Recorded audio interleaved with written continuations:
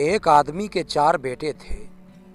وہ چاہتا تھا کہ اس کے بیٹے یہ سبق سیکھ لیں کہ کسی کو پرکھنے میں جلد بازی کا مظاہرہ نہ کریں۔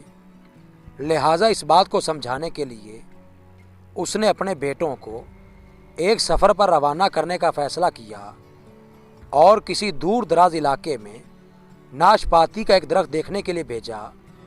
ایک وقت میں ایک بیٹے کو سفر پر بھیجا کہ جاؤ اور اس درخت کو دیکھ کر آؤ۔ باری باری سب کا سفر شروع ہوا۔ پہلا بیٹا سردی کے موسم میں گیا، دوسرا بہار میں، تیسرا گرمی کے موسم میں اور سب سے چھوٹا بیٹا خزاں کے موسم میں گیا۔ جب سب بیٹے اپنا اپنا سفر ختم کر کے واپس لوٹ آئے تو اس آدمی نے اپنے 4 بیٹوں کو ایک ساتھ طلب کیا اور سب سے ان کے سفر کی الگ الگ تفصیل کے بارے میں پوچھا۔ پہلا بیٹا جو جاڑے کے موسم میں اس درخت کو دیکھنے گیا تھا، اس نے کہا کہ وہ درخت بہت بدصورت، جھکا ہوا اور ٹیڑھا سا تھا۔ دوسرے بیٹے نے کہا نہیں، وہ درخت تو بہت ہرا بھرا تھا، ہرے ہرے پتوں سے بھرا ہوا۔ تیسرے بیٹے نے ان دونوں سے اختلاف کیا کہ وہ درخت تو پھولوں سے بھرا ہوا تھا اور اس کی مہک دور دور تک آ رہی تھی، اور یہ کہ اس سے حسین منظر اس نے پہلے کبھی نہیں دیکھا تھا۔ اب سب سے چھوٹے بیٹے نے اپنے سب بڑے بھائیوں سے اختلاف ظاہر کیا کہ وہ ناشپاتی کا درخت تو پھل سے لدا ہوا تھا اور اس پھل کے بوئے سے درخت زمین سے لگا زندگی سے بھرپور نظر آ رہا تھا۔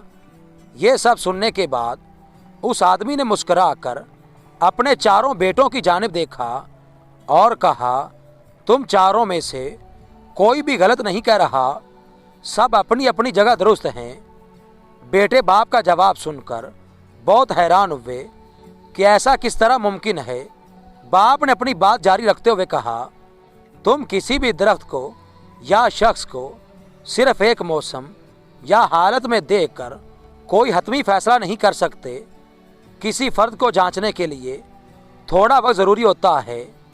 انسان کبھی کس کیفیت میں ہوتا ہے تو کبھی کسی اور کیفیت میں۔ اگر درخت کو تم نے جاڑے کے موسم میں بے رونق دیکھا ہے تو اس کا مطلب یہ نہیں کہ اس پر کبھی پھل نہیں آئے گا۔ اسی طرح اگر کسی شخص کو تم لوگ غصے کی حالت یا کسی بدعملی میں دیکھ رہے ہو تو اس کا مطلب یہ ہرگز نہیں کہ وہ برا ہی ہوگا۔